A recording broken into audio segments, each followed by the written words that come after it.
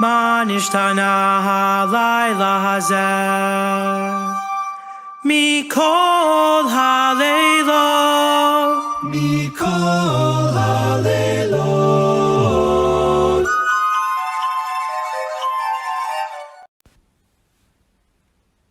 The story of Moses and the Exodus from Egypt has been told and retold, year after year, generation after generation.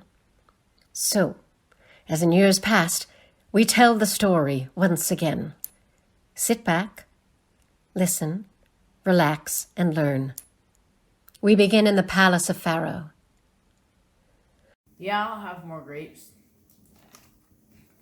I just took a tour of my new pyramids. They sure are nice, but I'm exhausted. You called, Your Highness. Thank you for allowing me to be in your presence. And thank you for letting me, along with all my fellow Hebrew slaves, build your pyramids. Leave my quarters, I gotta think. This could be bad, really bad. I mean, I love having those Hebrew slaves, but there are just so many of them. And shocking as it may be, I don't think they even like me. What if there's a war and they join my enemies against me? What would I do? Hear ye, hear ye! It is hereby decreed by Pharaoh, ruler of Egypt, that every son born of a Hebrew woman shall be thrown into the Nile River. Hear ye, hear ye! No!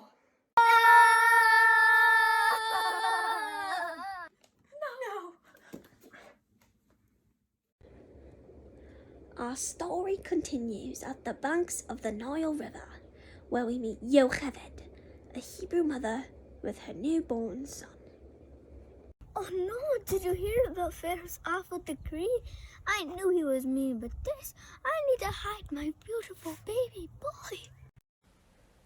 So Yocheved wove a basket, laid her son into it, and placed it in the river.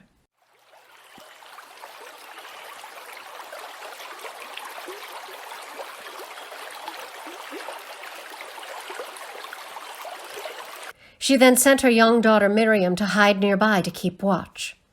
Eventually, the Pharaoh's daughter came down to bathe in the river and heard the cry of a baby. What is that? It appears to be a baby, Your Highness. A baby! Why, yes, Your Highness, a baby boy. She then pulled the baby out of the water. Oh, it must be one of those Hebrew babies. Poor little guy. I know. I'll take him home and I'll be his mommy. As you wish, Your Majesty. Excuse me, Your Majesty. Would you like me to get a Hebrew woman to nurse the baby? Good idea! Whatever you say, Your Majesty. And so, Yocheved's son, Moses, grew up as the Pharaoh's adopted grandson, with all the riches and prestige that came with such a position. One day, when he was older, Moses came upon an Egyptian guard beating a Hebrew slave. He became so angry that he hit the guard and wound up killing him, which really freaked him out. So he ran away into the desert and became a shepherd, which is where we pick up the story now. One fine morning, one of Moses' sheep strayed a bit from the path. I said that! Moses followed the sheep and came across a burning bush. It was the craziest thing. This bush was on fire, but instead of burning up and disappearing, it just kept burning and burning and burning. It was quite the miracle. Turns out the reason it didn't disappear is that God was inside the bush. Moses! Hineni,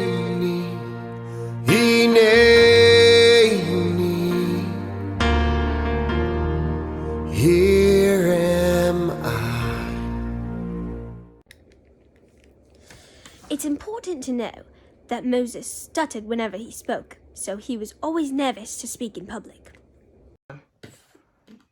But why me? I mean, why should I be the one to lead my people. Fear not, I will be with you. What should I tell the people? You speak for me. Yes, you speak for me. You speak for me.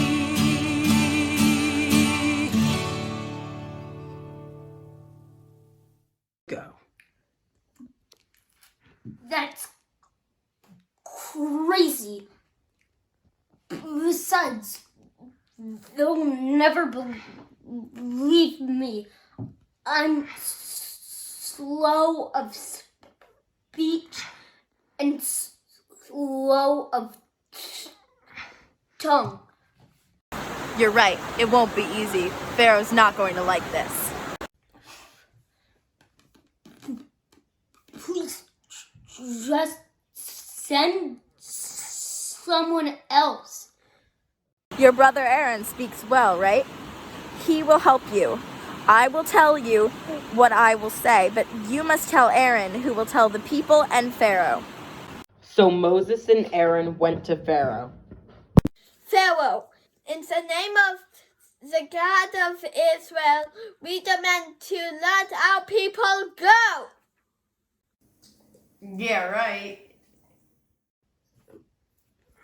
Pharaoh, if you do not let the Hebrews go, Egypt will be smited with the worst plague ever. Not a chance. I don't even know this guy you're talking about, and I will not let your people go. Now leave. To punish Pharaoh for his refusal to let Israel go, God turned the water of the Nile to blood. It was horrible.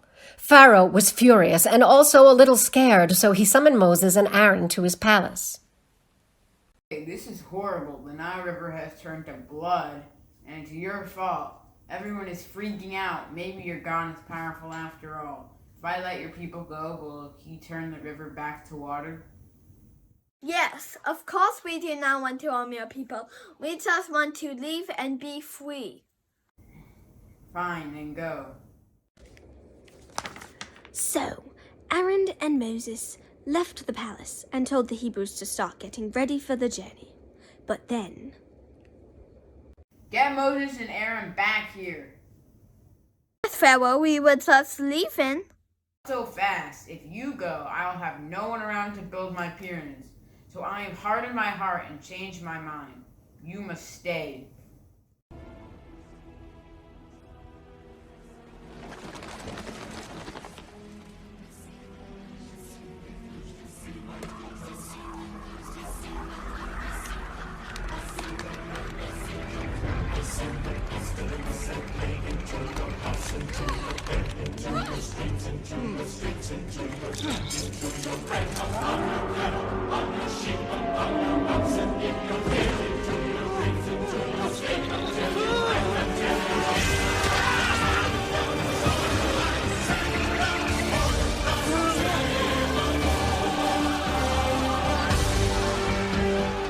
My chances. Now get out of my palace and tell the Hebrews to get back to work.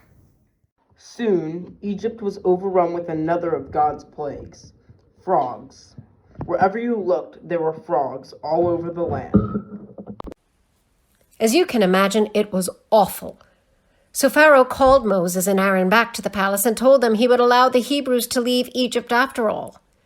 But when they were ready to leave, Pharaoh changed his mind again. This happened every time. The next plague God sent was lice, and all the people and all the animals got lice. Then flies. Then cattle disease. Then boils. Then hail from the sky. then locusts, which ate the plants, including all of the crops. Egypt was in bad shape. People were hungry and scared. Then came the plague of darkness. It was pitch black. The people were frightened and cold. But the crazy thing was, after each plague, Pharaoh would call Moses and Aaron to the palace and tell them that if their God made the plague stop, they could leave Egypt. Get out! Our God is all powerful. Give up! Fair warning. The next plague will be death of the firstborn of Egyptian households, including your very own son, Pharaoh. Don't let this happen. Let my people go. I do not know your God, and I will not let your people go. Get out! God then came to Moses and instructed him to have all the Hebrew people sacrifice a lamb and smear some of its blood on the doorposts of their houses. Then, when the angel of death flew over Egypt, the life of each firstborn was taken, except for those in the homes marked with blood. Pharaoh's own son died. It was devastating. The people of Egypt were mourning. So Aaron and Moses went to tell Israel the good news. Listen, everyone, remember this day when you were able to leave Egypt. We were slaves, and now we will be free. God will lead us to the promised land. We must go fast. He won't change his mind. Not this time. Moses, if we leave right now, the bread won't have time to rise. Forget the bread. Let's go. Most of the people went with Moses and Aaron, but some felt the whole idea of leaving their homes and going to some unknown land was crazy, so they stayed in Egypt. But meanwhile, I have just let all my slaves go. Oi, who will build the cities? Who will do our work? Get them back. Pharaoh didn't know what to do, so he summoned Moses and Aaron and told them to take their people and leave. Look, the Egyptians are coming. They will kill us. Moses, do something. Hey, the light, get back here. Don't be afraid. God took care of us before. He's going to take care of us again. Hey, the light, get back here. Then God spoke to Moses. Moses, lift your rod and stretch your hand over the sea to divide it. My children will cross the sea safely. it was amazing. When Moses raised his rod, the water of the sea parted, and the children of Israel walked across on the ground at the bottom of the sea. They were totally fine. But when Pharaoh's armies followed to catch them, the waters closed in, and Pharaoh's armies were drowned. That was a miracle. We made it across the sea. I don't know what God has in store for us next, but at least we are free. And Miriam took a timbrel in her hand, and all of the women went out after her with their timbrels and danced and sang. 40 years later, we were in the land of Israel. But all of that is for another story. In the meantime, Pesach Sameach! Pesach Sameach! Pesach Sameach! Sameach! Pesach Sameach! Pesach Sameach! Pesach Sameach! Die, die, die, die, die,